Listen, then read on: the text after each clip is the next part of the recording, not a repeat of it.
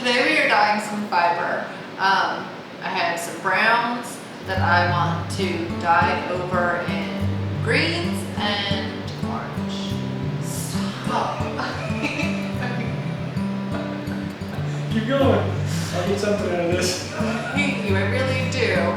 We're doing 100% brown alpaca and then an alpaca merino blend. And we are using Dharma Acid Dyes. If you guys like our videos, we appreciate those. That's helpful. And talk to me, like comments. Comments? Yeah. That makes me feel good about myself. My wife's not vain at all. I'm not vain, but you know what? A little insecure or self-conscious. Yes, so every once in a while. She's pat the back. That wasn't even solid contact. Stop being a baby. I'm abusive. You heard it right here, folks. You better edit I've got that the out. evidence. It's going to be a good video. Let's get started. Chop chop. You're the one who has to be the videographer. So you know, hate him. Okay, so it's an acid dye. So we soak our yarn in a citric acid bath for about 15-20 minutes.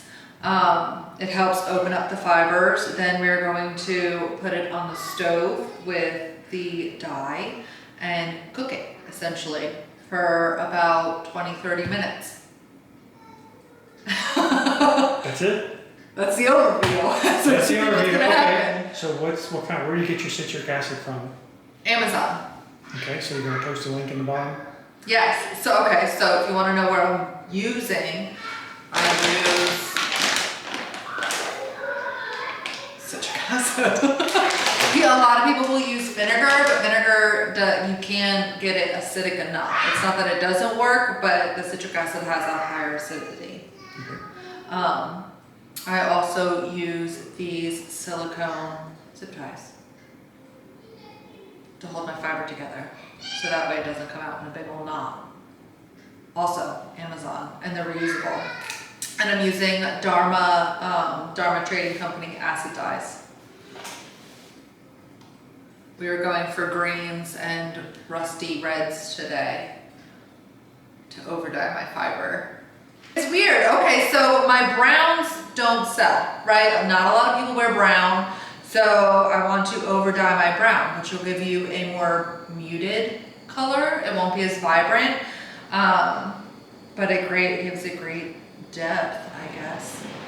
I took a hank of our alpaca merino blend. This is Capri and Charlotte. When you unwind the hank, it's very stiff or condensed. Like you don't want it tight, so you want to spread everything out so that way everything has an equal opportunity to soak up the fibers. So I just kind of bring it around. To kind of loosen everything up to make sure that all of the water and the dye hit all of the fibers so that way it's an even dye. Cinch these bad boys, not tight. And now it is ready for the dye bath. I'm gonna do that to 4 skeins. My projects are about 4 skeins a piece, so to keep an even dye lot, I will dye 4 skeins at a time. So now we're getting ready for our citric acid dye bath. This is just a tub of lukewarm water. You do not want it too hot because it will felt your fiber. Felting is a no-no. I'm going to take about a tablespoon of the citric acid. It will dissolve. If it doesn't, take a spoon and swirl it around. I will then take my skein of fiber, put it in. I will Kind of push it down gently. You don't want to agitate it because again, it will felt. And squeeze out some of the air just to help get all of the fibers wet so we don't have to wait forever and a day. We're recording.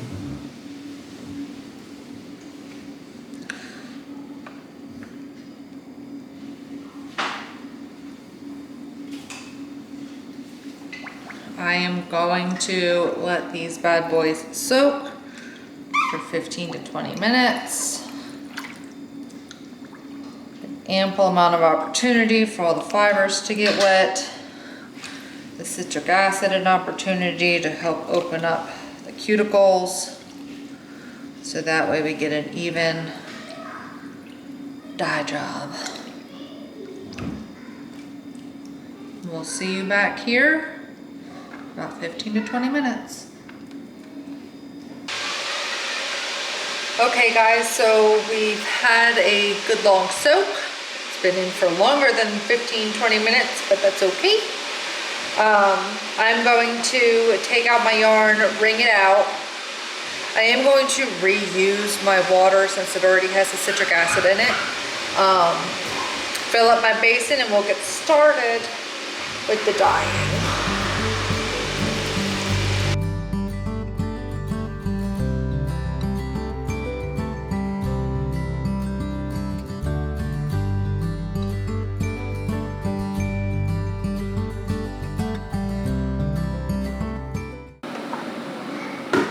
I'm going to fill it up a little bit more. Again, temp it water. And I'm also going to add a little bit more of the citric acid. While we were doing this, I am boiling some water for my dye.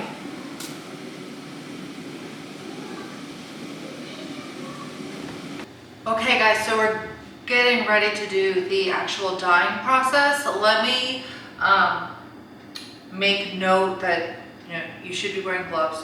And when handling the dyes themselves, you really should be wearing a respirator. For the sake of the video, I am not. And I don't mind if my hands get dye on them. But you should really be wearing your, personal protective equipment. I use either a mason jar or plastic cups. Oh, also, everything that I'm using is strictly for dyeing, meaning I'm not going to take my pots or my pans or my utensils and use them for anything food related. They are all strictly for my dyeing. I did boil some water. What I'm going to do is measure out some dye. If you want to replicate your dye lot, I suggest getting a very sensitive scale and measuring out your dye so that way it's something that can be repeated. Since mine is a per project, it's one dye lot, and I don't mind if I can't repeat it. I have my hot water. Now, normally I'll do like 2 skeins and 2 skeins. Again, these are just temperate water. I did add another tablespoon of the citric acid. It helps the dye absorb really quickly. Although I did not start heating these bad boys up, I'm going to put the dye in. I'll put the skeins in and then I will add heat. If I were to heat this up first with the dye in it, heat it up, and then put my dye or my yarn in, whatever touches the dye first will be absorbed first. If you put it in while it's still cool, if you put the yarn in while it's still cool, it'll have a more even absorption rate. For the lighter brown that I'm doing, I want to add like a redness, so I'm using saffron spice for from Dharma Acid Dyes. I am not going to take a deep breath.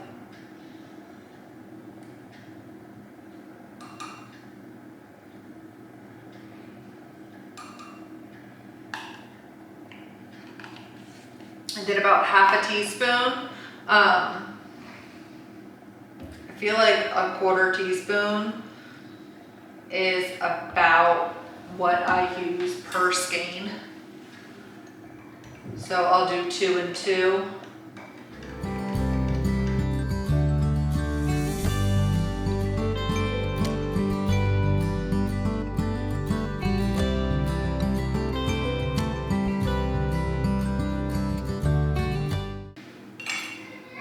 You could try to like pack more in or more skeins in per vessel.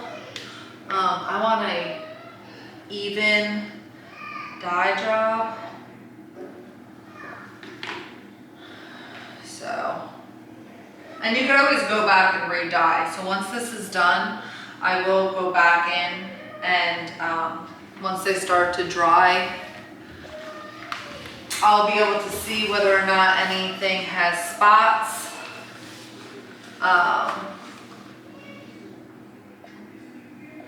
And then you could always, you know, just repeat the process, right?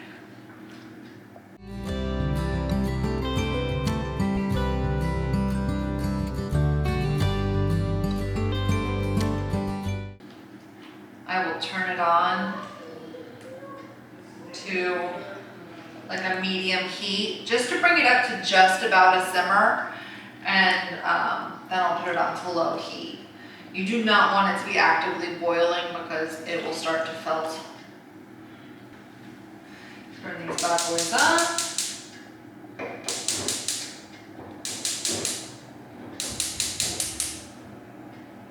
And again, about a medium heat.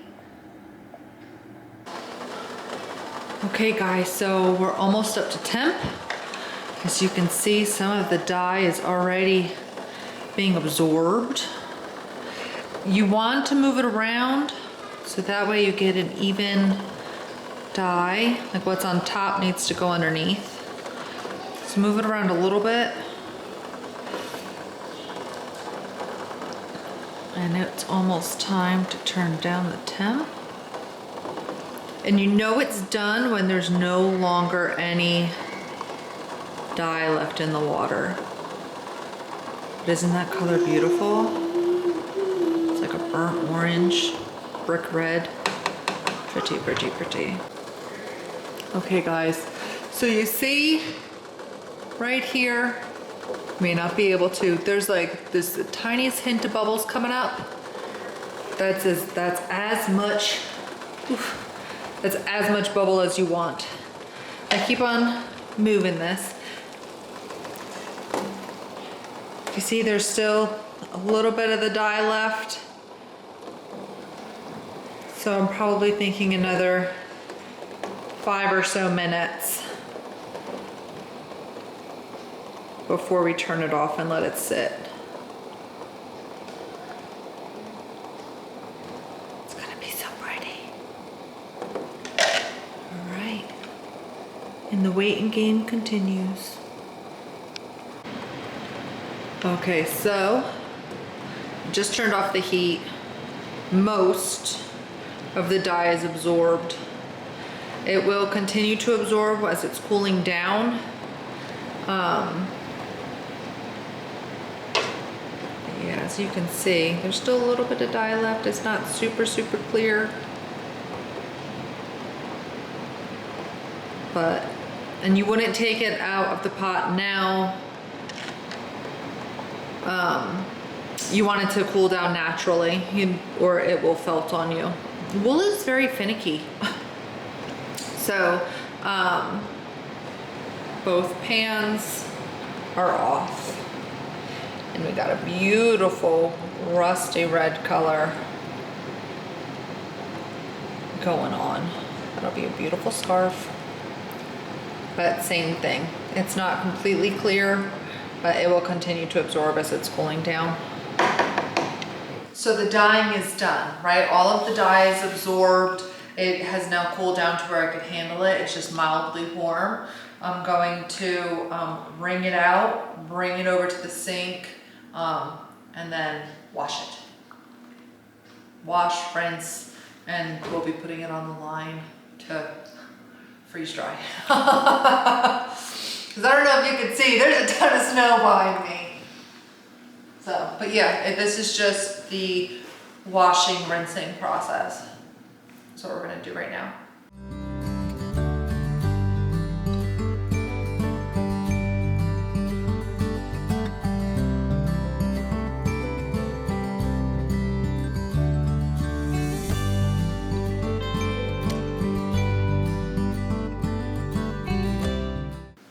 So we have all 4 skeins. We're gonna take it over to the sink and we're gonna do a wash and rinse cycle. It's what our fiber lady at the mill uses. Okay. Synthropol. That's a detergent for You want to do some product showcase there? fiber. Can you get it on Amazon? Probably. I bought it at Dharma.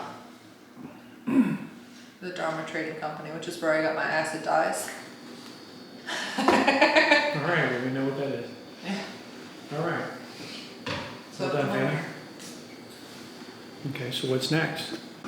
So we're over at the sink. We're gonna fill this up with some warm water. Basically the same temperature that the water was that I took it out of. You don't wanna do drastic temperature changes because it will felt the fiber. And I'm actually gonna put it on the side so that way the water doesn't agitate it. We're gonna fill it up like that. Don't put your soap in first because it will be, the water will agitate it and it will get all foamy or sudsy. And when the soap gets sudsy, it's a pain to rinse out. So fill up your bucket. And when you drain it, if the water runs clear, then you don't have excess dye to rinse out, but you basically wash it until the water runs clear. So I'll do 1 or 2 things with the soap, and then I will just rinse with normal water. I use a capful. A little bit goes a long way. And you do, again, you want to use gloves for this.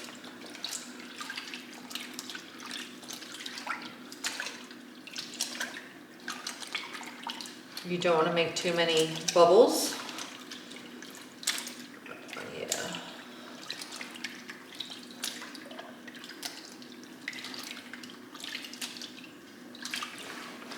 You know how sometimes you'll have a shirt or something where when you wash it, the dye will bleed? Oh. That's what you're preventing here. You see how that's orange? Yeah, what if you didn't do this? Huh? What if you did not do this? Then you would want to be very careful when you go to wash it. The first time. Yeah, well, at a later time. So that was one cycle. That was one cycle or wash cycle. So we're gonna want to do it at least 1 more time until it runs clear. I want to say, I heard somebody say that there was a trick to helping the dye stick, or the dye absorb, is letting it do like a salt soak, like a saltwater soak. I've never tried it. I'm gonna try it.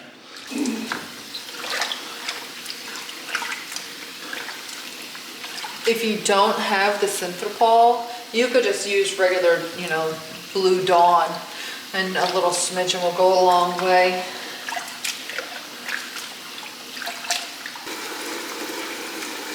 Now I know I'm going to use this in one of my weaving projects, so I very well can, if it doesn't get completely clear, that's okay, because I know I'm going to be washing my finished woven scarf when I'm done, so not to get too crazy.